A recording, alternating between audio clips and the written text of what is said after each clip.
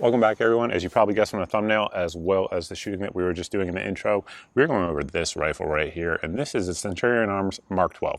So MK12 means a lot of things to a lot of different people, and essentially, without going into a history episode on the MK12 weapons series, because there were several of them, several different iterations, essentially what the MK12 is it was an attempt by certain military units to give the AR-15 or the M16 platform greater lethality at range, as well as a little bit more precise option than your rack grade M4 or M4A1 would give you. So it was designed as a system, and it was designed in several different iterations like we just got at, but part of the system that really I suppose is important, most important really, is going to be the 18-inch what is now known as the SPR, or Special Purpose Rifle, also known as the MK12 profile barrel. It is a rifle length gas system, so it shoots very, very soft, and it also is designed to work with this collar system out here at front that we're going to get into greater detail in here in just a second, which mounts with the Allen Engineering OEM5 or several other variants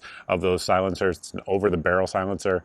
I have a full review of it, and it really is, that history of that can is very cool, and then how it kind of works together with the MK12 system is even cooler in my opinion. And essentially, like I said, it was designed to give folks greater lethality and accuracy at distance, sort of as a stopgap, because in the early GWAT days, there was a gap between DMR type of capabilities in the United States military weapons inventory. Some folks, different units, pulled out M14s and modernized them for that role.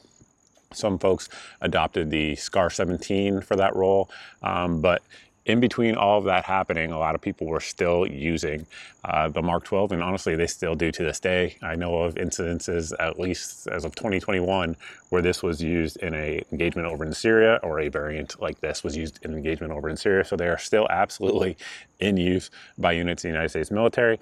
And I suppose with that, before we get into all the different details of this specific rifle, there's a couple things I just want to mention that are interesting, I suppose you could say. So number one is that this company now, Centurion Arms, is owned by a man named Monty LeClaire. Monty LeClaire was a Navy SEAL and was instrumental in the design in the development of this system. Larry Vickers has a video with Monty talking about that over on his channel. I definitely recommend checking it out. So it's kind of cool to see a rifle owned by a man who had a lot of input into the actual system itself, just kind of coming together and being a commercially available product. So I definitely think there's a lot of coolness to that. Additionally, second thing I wanted to mention before we actually head out and check out the groups that this thing can print is that this is going to be a Mug Club episode. So we're going to head over there after this video, which is free for everybody on YouTube and Rumble. And then we're going to talk about a few things. This week's topic is going to be the Liberty Safe debacle, and then we're going to take viewer questions as well, which we always do over there. And if you guys are interested in signing up for that exclusive content that is censorship free, folks like myself, Stephen Crowder, Alex Jones, Hodge Twins, Brian Callen, Nick DiPaolo, and others are making exclusive content over there. So there should be a link and a discount code here on your screen. And I suppose with that, let's see what kind of accuracy we can get out of this rifle. Time to see what kind of accuracy we can get out of this setup here. So in the gun right now, we have some Remington 45 grain jacketed hollow point, so light for caliber 223. End of the gun, of course, we have the classic MK12 silencer. Up on the gun, we have the 2.5 to 10, I should say, GLX scope here from Primary Arms. Fantastic DMR type scope, one of my favorite for sure. And other than that, I think we're basically factory. So we have target down range at 100 yards, CTK precision rest, and super high speed sock full of sand. Unfortunately, we do have a good bit of wind today. We have right to left wind, virtually 90-degree angle, and our full value, if you will. And I kind of debated even doing the accuracy portion simply because the wind has been gusting, but it's about to be summertime here in the Carolinas, and the wind gusts in the summer even more. So I figured we'd knock it out and see. So hopefully the wind plays ball. We'll see.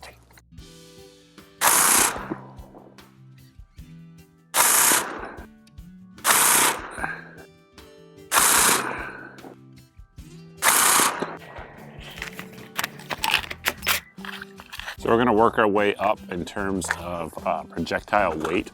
So the next one up here is going to be a Remington. This one is the AccuTip. I believe this has a 55 grain ballistic tip bullet. It sure does. So a little bit heavier. But again, with that ballistic tip on there, a lot of folks like it for hunting, and we'll see how she does.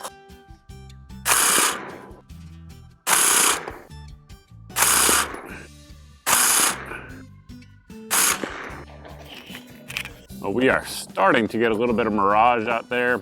Today it's probably about 70 out here, so not super hot, but hot enough when you're laying down rounds like this. So next load up is going to be some Federal Premium.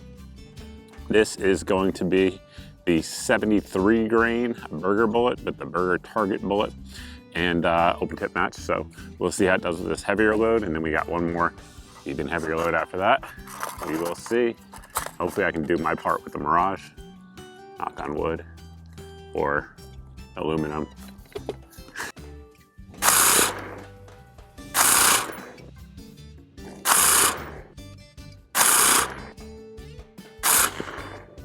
So I don't know if you guys could see it, but we had some pretty nasty wind gusts during that group. Who knows if it affected it.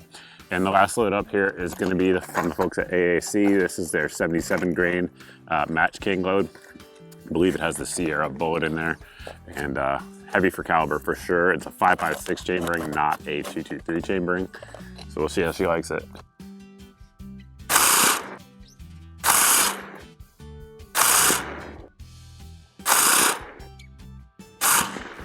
So once again, we had some wind gusts on that group, but let's go down, see how they turned out.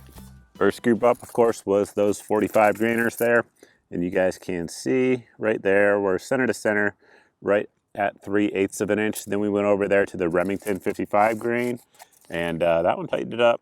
That one right there, center to center, we're just under an inch, so maybe 7/8 to an inch, right in that ballpark there.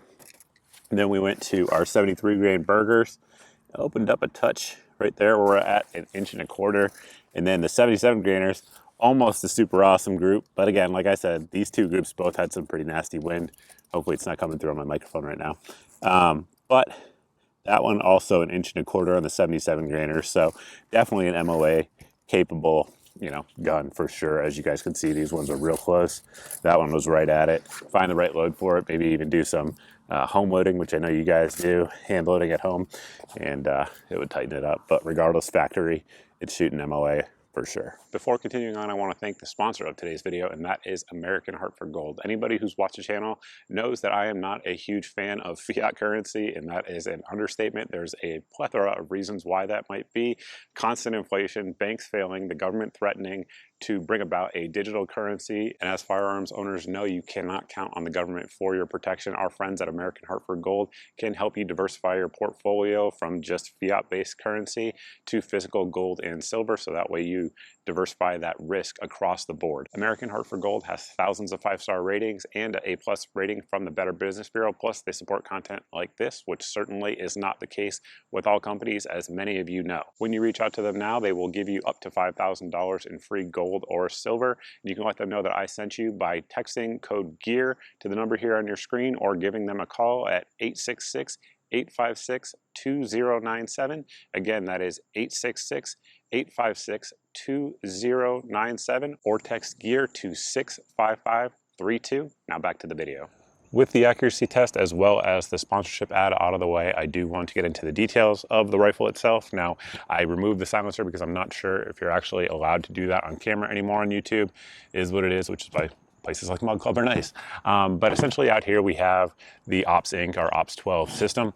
And what that is composed of is a muzzle brake that you see right here, which is a very aggressive muzzle brake. So if you're shooting this thing by itself with the gas system the way it is, that we'll talk about here in just a second, it is extremely soft shooting, and you can shoot extremely quickly with very quick follow-up shots, as you would imagine, with that super aggressive brake.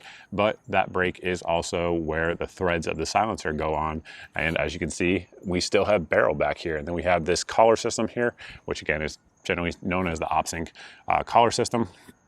And so you have to have a certain profile barrel to be able to accommodate that 0.75 inch past the gas block. And it really is, like I said, it's a phenomenal system. One thing this collar does is it is both a seal for the gas as it comes back, but it's also a way to center the silencer the same way every single time. And the Ops Inc. system, once you get your rifle zeroed, you do not have to change it. If you remove it, put it back on, remove it, put it back on, like you do with certain silencers. And that may sound like a given these days with modern silencer mounts, but considering when this thing was actually developed, that was mind-boggling. And really, I don't know that there were any other systems at the time that were doing that. So it really was like a quote-unquote game changer in that regard. Now the barrel itself is 416 stainless steel, and this has the Crane specs on it. So Crane is a division of Naval Special Warfare, I guess you could say. I'm not sure if they're a division of them or just a unit within them. But regardless, they develop a lot of different weapon systems. And like I was mentioning earlier, Monty LeClaire, the guy who owns this company, was one of the guys who worked there on this project. And so it's Crane spec when I say that barrel, meaning that it is 416R stainless steel. And it also has the correct proper contour. Now this one here does have a Cerakote finish. They offer it with the stainless finish as well. Mark 12s in the wild had both. Most of them didn't have a stainless finish, but you will see photos of them out there. So both are, I guess, clone correct, if you will. And one thing I should note, just for folks who are new here, is that a lot of people like to make military clone rifles, and the Mark 12 is one of the most popular. And we'll discuss what is clone correct and what isn't throughout the review. So if that's a new concept to you, that is what I'm referring to. Continuing on to the gas block here, we do have, it's a Mark 12 style gas block. There are different gas blocks that have been used on the Mark 12, but this one has the same profile that the vast majority of them did.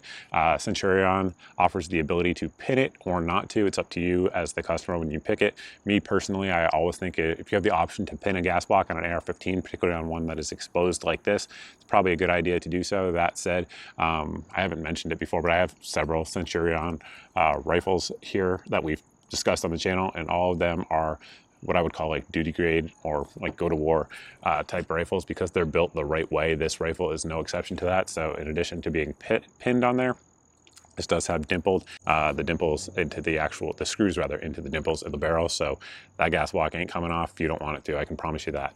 Continuing on back, again, it is the SPR or Mark 12 profile barrel, so it's relatively thick and it is tapered down as we get down here to the gas block, but it is a very good balanced profile for the application it was designed for. So typically when the military designs stuff for something, they do it wrong. In my opinion, the Mark 12 is not one of those things. They did it right, and the barrel profile is perfect for exactly what it was designed for. And it does have a 1-in-7 twist. Now I know a lot of folks out there in these current days for a dual rifle want a 1-in-8 twist, just to kind of, we talk about twist a lot here on the channel, and long story short is I don't think it's all that important, but there is some importance to it. But again, the 1-in-7 twist was Crane spec, and the reason for that is the rifle was designed to work with that Black Hills 77 grain OTM projectile, which is one of the best, more proven rounds on the market for a lot of different things. And one of the things it does very well is at low velocities, it does a lot of terminal damage. And if you think about where this was being used in Afghanistan, where longer range engagements were important, and to be able to put down a threat at 600 plus yards, this barrel length combined with that round really is one of the better options if you're thinking 5.56, which has its limitations at distance for sure. Continuing on back to the actual rail itself, this is Centurion's rail, and they make it in both 1913 rail like we have here, and they also make it in M-LOK design. Now they also offer versions of this rifle with the CAC Knights Armament rail, which would be clone correct, and I'm not sure if they still offer the PRI rail. I know they did in the past, but they may or may not, but I know they still offer the Knights rail as well, which is clone correct, but this one kind of looks like it, if that makes sense. So it's clone inspired, I guess we could say, but they offer a number of different handguard choices if you're looking to buy one from them, but it is free floated, and the Centurion rails are the way they mount up. It depends on the actual rail, but all of them are very, very solid. Obviously this one here is aluminum, and it does have the T marks on there, and the T marks are subdued, which I think is very cool. But 1913 all the way around. Then it has our vent holes, as you guys can see in there.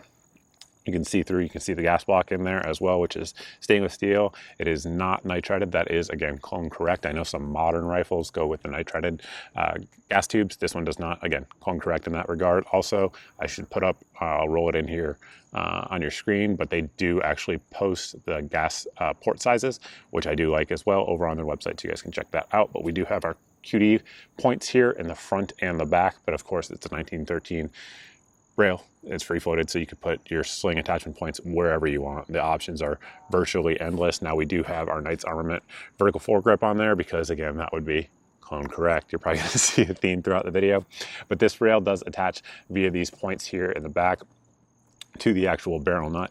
It's an extremely secure mounting system. And one thing that I do like is that one of the little things that you might not notice is that it does have helicoils there in the rail itself where the screws go in. So helicoils, for folks that don't know, are a insert that you can put into aluminum products, whether it be rails like this or some optics have it. And essentially it just makes it extremely strong, much stronger than it would be if you just milled into the actual aluminum itself. So again, one of those little things that really does differentiate it from the competitors out there that this rifle would be, I guess, competing with parts wise. Continuing rearward on the gun, we do have a forged upper and lower receiver, 7075 T6 mil spec, and actually mil spec. So a lot of the mil spec uppers and lowers that you'll see out there aren't actually mil spec. This one is, and we'll get into what that means here in just a second. But forged 7075 T6 disassembles like any other AR-15. For the YouTube reviewers out there, we are not modifying the rifle. This is routine maintenance, so no need to hit me with that. But essentially here on our upper receiver, we have our bolt carrier group, which we'll talk about here in just a second. And then we have this actual charging handle here. This is the one that was used for the vast majority of Mark 12s that were ever made. It's made by a company called PRI, and it is the PRI gas busting charging handle. Now, what's funny is when we think about gas busting charging handles nowadays, there's so many different ways that companies do it. But back when this was, thought of, this was a revolutionary design. It essentially mates a little bit tighter there with the actual upper receiver, but compared to some of the modern offerings, it's not all that fancy. And it also has a little vent here in the rear to vent gas down instead of in your face. And it has this enhanced charging handle latch, which again, in modern times is a little bit weird, but it's very functional still to this day. But for the time it was implemented was essentially like revolutionary at the time. So kind of cool to see there. And then on our upper receiver here, we have, again, subdued T marks on there. We have our forward assist, which makes me happy and angers a lot of you. That's okay. And then we have our shell deflector here.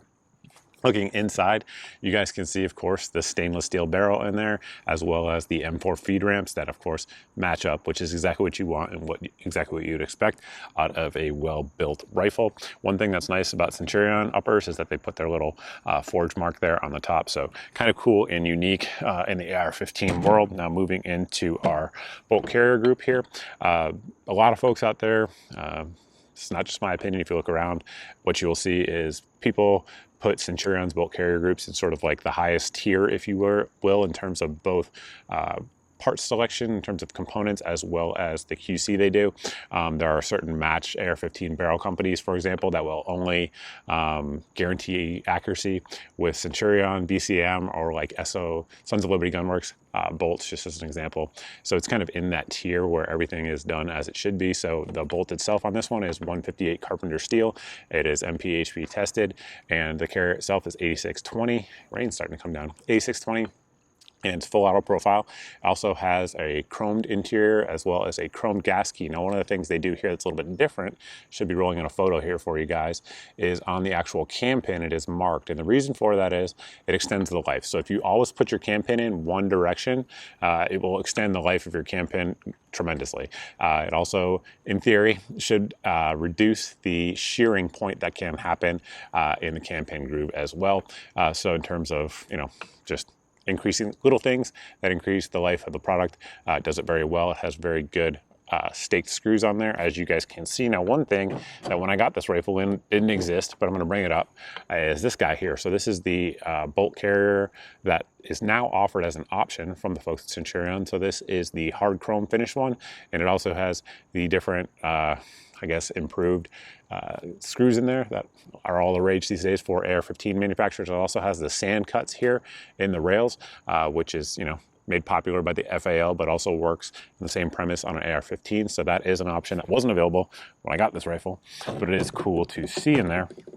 And then our lower receiver here has some cool things going on. So one thing that's nice about all Centurion lowers is that they are full auto pocket cut, meaning that should one day we ever get our rights back and be able to create machine guns at home, you could do that very easily. You won't have to mill anything out. That's one reason I like it. The other reason I like it is it's just as strong. You don't lose anything going with that lower, that cut on there. And additionally, it's a little bit lighter as well, which some folks will like. The actual lower also has a flare to the mag well that's larger than like a Colt, for example. I will say it in a lot of my videos that there's no reason to not have an enhanced flare on your AR-15 mag wells. It doesn't hurt anything in terms of strength or anything like that, and it just helps with reloads. There's just no reason not to do it, in my opinion. The trigger on this one is Centurion. Their design, it is a nickel boron or nickel Teflon, I believe, trigger. It's a 2-stage match trigger, and it's phenomenal. It's very, very good. You have your take up there, then your brake, and I'll roll the specs in here on the screen. And then of course we have very positive short reset right there.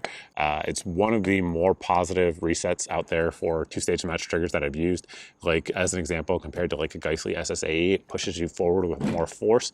And if you think about the designated marksman role, being able to accurately fire quickly is kind of the job, right? All of those things at once, and this trigger is very, very well suited for that. Not mad about that at all. It does have the pictograms there on the side. So instead of actually saying fire safe, it has the bullet with the line through it. Again, one of those little small things that Centurion does, but it is nice and kind of cool to see. Stock on there is going to be an A2 stock. This is the standard one that comes with the rifle. However, they do offer different options for that on their website. And in terms of clone correctness, nailed it. So a lot of the early Mark 12s came with A1 length stocks. And then following that, I'm so oversimplifying here. Watch my Mark 12 video if you want to get more into the history of that. But a lot of the purpose-built Mark 12s did come with these A2 style stocks. And I think it just depends on how big you are and what you're actually doing. I personally, generally speaking, kind of lean A1 in terms of length, but I'm about 6 feet tall. But taller folks are definitely going to go with the A2 in many cases, or folks who are shooting exclusively prone, generally speaking, are going to like the A2, but both are very good. You will also see some later Mark 12s that had adjustable stocks out there, so those are all in the wild for sure, but the A2 is absolutely clone correct, and it does have our trapdoor there for storing things and, you know, putting whatever in there that you may want, cleaning kit, etc. So that is the upper and lower. At this point in the video, I think we've gone over all of the important stuff with a couple exceptions. Number one, you guys are probably gonna ask what scope I've been using. It's the Primary Arms GLX 2.5 to 10, if I didn't say that during the accuracy portion. And it's, in my opinion, one of the better DMR style or SPR style, designated marksman or special purpose rifle style of scopes out there. Really well suited for that. Next thing we're gonna talk about is going to be reliability. So this thing right now has been shot almost exclusively suppressed with this silencer on there. It's probably had, I'd guess, 200 rounds unsuppressed, but the overwhelming majority has been suppressed. And we are just at about 2,500 rounds with this thing. I've had this rifle in for a while, as many of you guys know who follow me on social media. And we've had zero malfunctions, literally zero of any kind. So I suppose that's a good time to thank the ammo sponsor now, our friends at Firearms Depot, for feeding us that ammo. We appreciate that. They have good prices, and it allows us to bring you guys really good content like this without having to worry about spending all the money on the ammo. So we shoot a lot of it, and we appreciate it. So again, we've had zero malfunctions of any kind. Several people have shot this rifle. One of my buddies came out and there was an incident on that day, and we were shooting it, but it's the day I filmed my M16A1 video, if you guys have seen that one.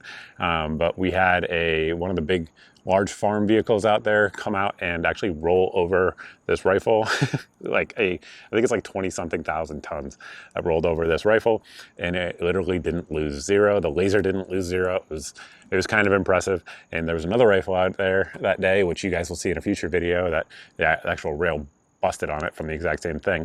But my buddy was shooting the rifle, point is, and we were shooting at, I think, like 250 yards, nothing hard.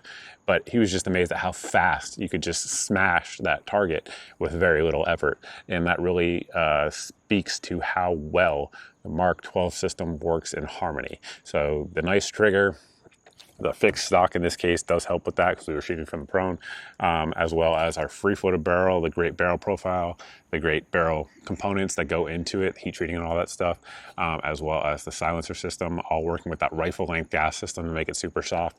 There's a reason that the Mark 12 has been around so long and still is around to this day. It is a very relevant rifle, really for any time, in my opinion. That said, could you make a rifle that would be a little bit lighter weight that would perform very similarly? Sure. You could, but it wouldn't be as cool in my opinion. And again, the Mark 12 still very relevant rifle. Now, the thing we need to talk about here that we haven't mentioned so far is going to be price point. So price point, is going to depend on the options that you get, right? That's just kind of how it is.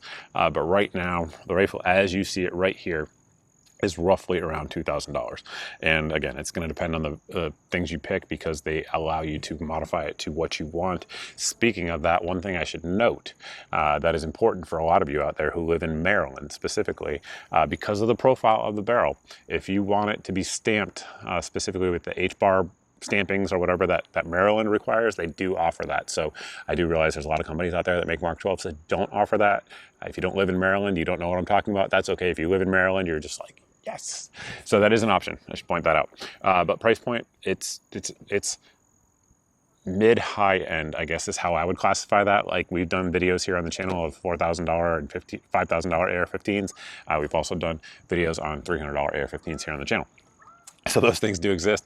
That said, like I mentioned earlier, Centurion is one of the brands that, in my opinion, you could kind of just buy, not have to think about, and know that it's going to perform as you want it to, straight out of the box. They just do all the little things right, which is nice. It's nice, right? So there's other brands in that category that I'm not going to mention in this video because it's not a comparison video, but I absolutely would put it on par with any of the rifles that offer similar performance at this price point.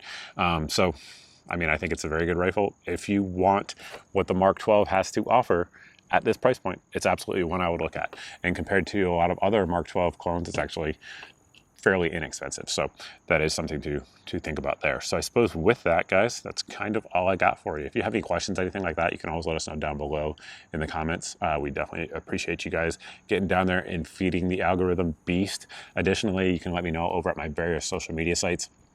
That's where I'm more likely to see it because obviously I'm on my social media sites all the time. I'm on YouTube a couple days a week. So definitely follow me on any of the socials that you guys are already on. We'd definitely appreciate that. If this thing goes on sale, we'll post it there, but we'll also post it in my daily deals email. That email goes out every day as the name indicates, and it has 6 to 8 of the best deals on the internet. I don't know if you guys can hear that. The black helicopters are starting to circle just in time. But my daily deals email, like I said, goes out every day. 8 of the best deals that we find around the internet, and if it's in that email, whether it be gun, barrel, optic, ammo, whatever the case may be, light, laser, it's the cheapest that I know of anywhere on that day because I've done the price comparisons for you, and so that way it saves you guys some time and hopefully saves you some money as well.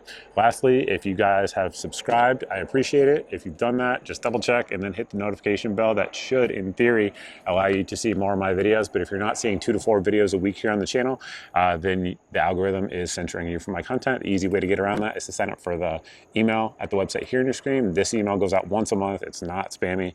Like I said, once a month. That's it. And it just has all the videos since the previous month's email went out. So that way there's a way for me to get my content to you regardless of what YouTube is doing in terms of censorship. So definitely do that as well if you guys want to continue seeing the content here on the channel. So with that, we're going to head over to Mug Club and I suppose piss off YouTube.